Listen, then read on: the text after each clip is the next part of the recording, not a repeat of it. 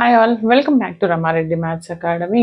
ఇదైతే మనకి last year 2023 జూలైలో మీ R23 వాళ్ళు ఎవరైతే ఎగ్జామ్ రాస్తున్నారో M2 వాళ్ళందరికీ మీ ముందు రెగ్యులేషన్ R20 వాళ్ళకి M3లో ఉంది వెక్టర్స్. అందులో రిపీట్ అయినటువంటి క్వశ్చన్స్ కొన్ని సెట్స్ నుంచి తీసుకొని సాల్వ్ చేయడం జరుగుతుంది.